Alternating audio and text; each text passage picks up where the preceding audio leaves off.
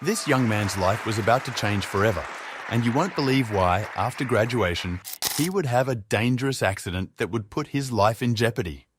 Not only would he flip his car in the middle of the woods, but he would also find himself under the watchful eye of a territorial bear who had been raised with the instinct to protect his territory.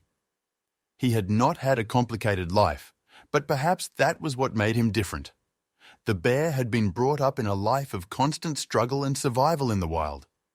Unlike the young man who had grown up surrounded by the comforts of the upper middle class, the bear had known the harshness of nature.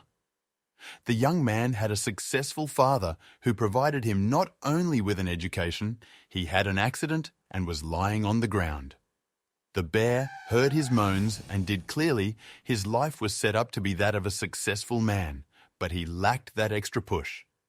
His father was a conscious person and knew that his son needed to live his own processes in order to grow up, so he gave him the freedom to go out, explore, and enjoy his youth. By 2008, the young man had graduated from college. However, when one spends one's entire life surrounded by luxuries and rewards that many must fight hard to obtain, it is often difficult to truly appreciate those privileges. He wasn't spoiled, but the decision he made came from someone who experienced a very small but constant satisfaction. What is known is that in search of that experience or something to break the monotony, and with the support of his father, he decided after graduation to enjoy the good life without responsibility, seeking satisfaction in parties, travel, and fleeting pleasures. Time passed, and in the following months he went from party to party, attending endless events. He traveled with his friends, surrounded by music, alcohol, jokes, and endless nights, where each experience probably made him feel that monotonous and boring emptiness. Not even the adrenaline of extreme sports, like skydiving off a snowy mountain, was what it used to be. The first time had been an explosion of emotions, but now everything felt repetitive, like a formula where he already knew what was coming next.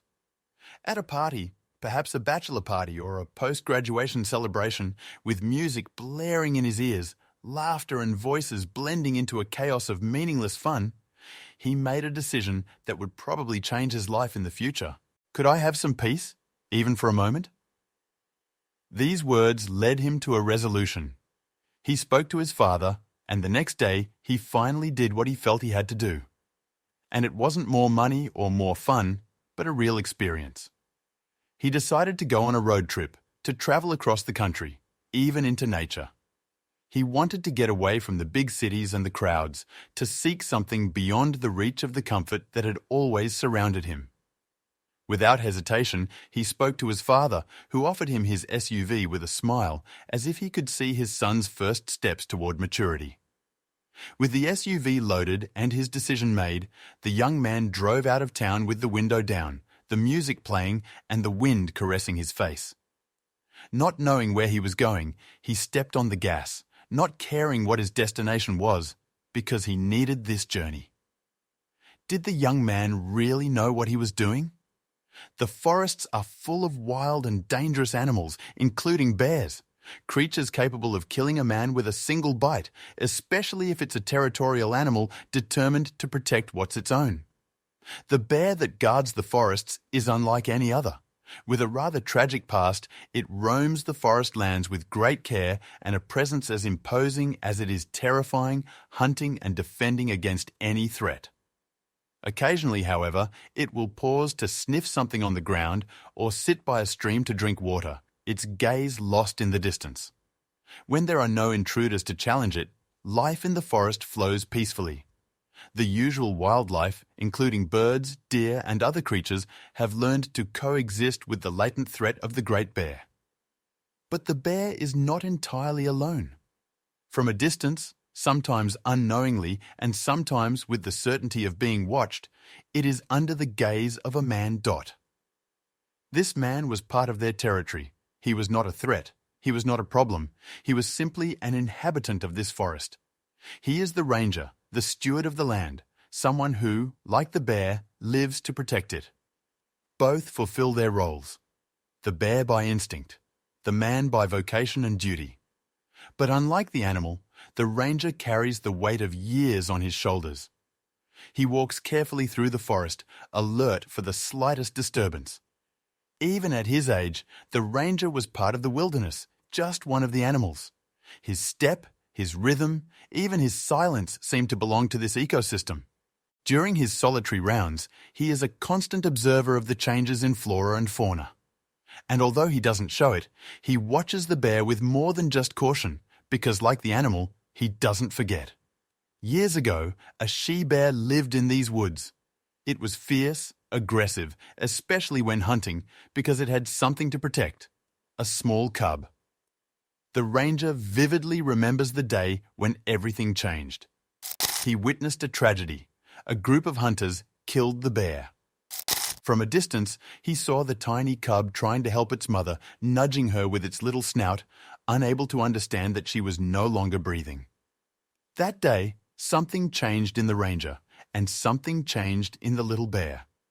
Since then, he has become suspicious, aggressive, but mostly territorial, probably to prevent such a thing from happening again. When the ranger returns home, he is greeted by his wife, a woman who, like him, carries the years with her. They live together in a cabin in the woods, surrounded by this bear, yet somehow coexisting in harmony with the territory. However, no one knows what might happen if someone unwelcome were to enter this place. At that moment, the sound of a passing car roared down the road. The clouds were grey and night was approaching.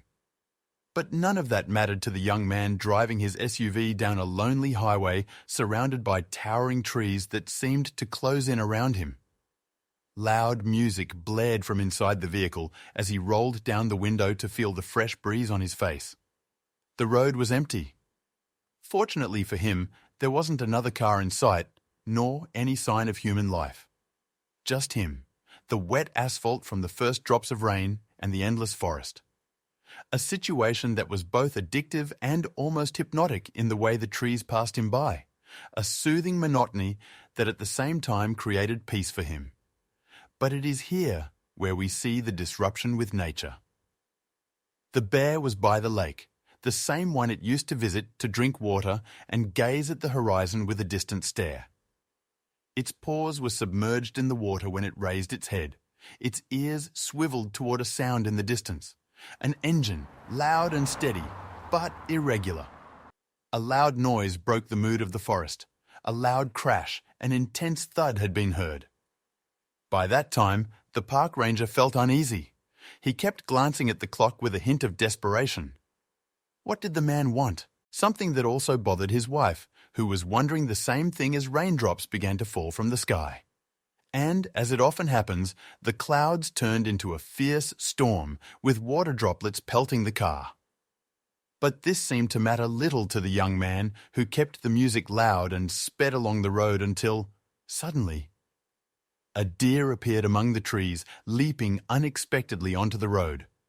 Obviously, the young man had no time to react. He screamed and swerved the steering wheel sharply to avoid it. In that instant, he lost control of the vehicle. The SUV skidded, the wheels slipped on the wet asphalt, and after a violent spin, the car went off the road and crashed head-on into a tree. It all ended in a crash that was far too violent, with metal twisting and groaning with a gut-wrenching sound, and the young man's world went dark. But the sound was so loud, it echoed everywhere. The bear, which had already begun moving toward the engine noise, paused for a few seconds at the loud crash and redirected its movement toward the source of the sound. However, it wasn't the only one. The park ranger had the same thought and decided to go investigate. His wife begged him not to go alone, but wasting no time, he grabbed his jacket and flashlight and headed into the forest. The young man lay with his face on the steering wheel and a cut on his forehead. It was unclear if he was alive at that moment, but his life could be in danger if he had survived. Even if he were lucky, the sound of a creature on 4 legs could be heard slowly approaching him. At that moment, there was the crunch of branches and leaves, heavy and rhythmic, drawing nearer.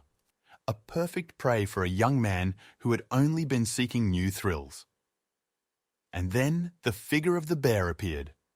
It was like a shadow coming out of the dark trees, and as the young man smeared the ground with blood, the animal cautiously lowered its head to inspect the strange shape of the car. It was just a few feet from the SUV, sniffed the air, and fixed its dark eyes on the scene. The young man began to cough violently, though unconsciously, and spit blood, causing the bear's eyes to widen in amazement. Growling loudly, the bear seemed like a giant, an indomitable force of nature. On the other side, the ranger explored the forest without finding anything, went straight to the lake where he usually went, but to his surprise, he found nothing. Still in the rain, he decided to approach the area, noticing the bear tracks sunk into the mud and filled with water, which allowed him to follow them running, arriving at the place as quickly as possible, an unnatural direction for him to explore. Eventually, he got to where the car had been, but there was no one there. Nothing in the area, just an empty SUV mangled by the force of the crash. However, the footprints were there, along with a trail of blood mixed in with the wet ground and lonely footsteps.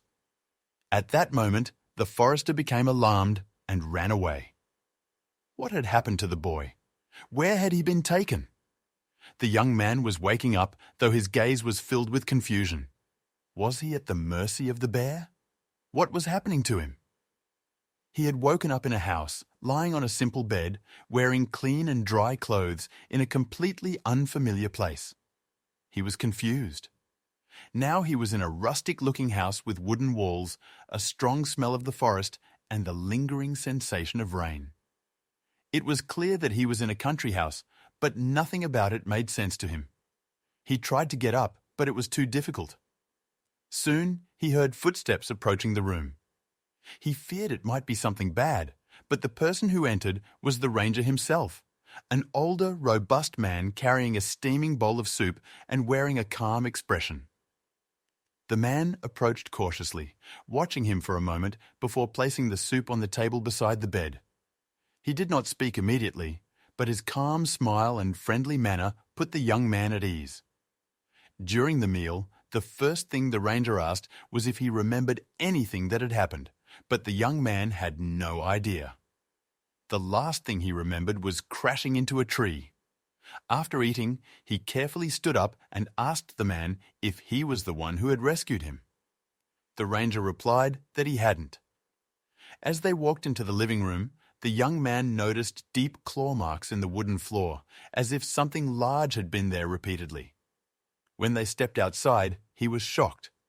Outside was something he could never have imagined. The bear, sprawled on the ground, shifting on the floor as the ranger's wife tickled it. The ranger explained that on the day of the accident, the bear had been on its usual path through the forest when it heard the crash. Curious, it followed the sound and found the young man injured and unconscious in the wreckage. It was the bear that had dragged him into the house, something the ranger himself could hardly believe, considering how territorial the animal was. The ranger then told the story of his mother, the day he found the bear's mother dead, and how the bear couldn't help but feel sad to see the young man in such a state. So, after this event, he decided to take the cub home, and after this event, both he and his wife decided to take care of it for a while, feeding it and protecting it from any threats. But as time went by, the little bear grew up and became an imposing bear, but always loyal to those who had rescued him, and became territorial and protective of his environment to prevent anyone from ending up in this situation, but always and without fail, he returned, considering this house his home. The young man could not believe what he was being told, not only about the origin story, but also that the bear had not hurt him, and decided to drag him into the house to help him. But there it was, right in front of him, on the dirt lawn, curled up, a colossus of muscle and fur, seemingly out of place in the confined space that would save anyone with that slow, heavy breathing. But its gaze was that of a dog, a small pet, happy to be with those it loves, and its eyes shone with an inexplicable calm. At that moment, he felt a mixture of fear and amazement.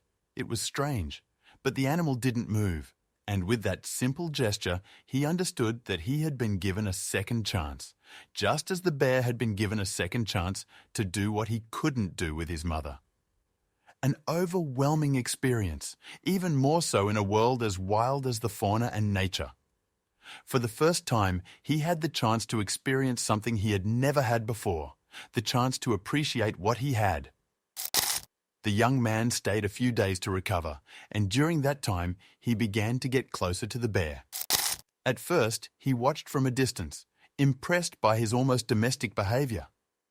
Slowly, what had begun as deep fear began to fade with each encounter. He began to understand what the ranger had said. The bear not only rescued him, but treated him as part of its family, showing a strange form of loyalty. After this incident, the young man recovered. The car was beyond repair, but he was alive and ready to return to his normal life. But before he left, he thanked the ranger, although words did not seem to be enough. But the nicest farewell was from the bear, who was very friendly and affectionate with the young man, and it was an interaction full of tranquility. After that moment he left, and although he lost a vehicle, he was left with a great experience, which was exactly what he was looking for, which makes one thing clear. Nature is awesome, unpredictable. Even a good gesture can make a creature, a hunter and predator like a bear, have principles and affection for beings that are not of its species. The young man will probably visit the couple regularly as he continues his life, finally becoming the man his father hoped he would be.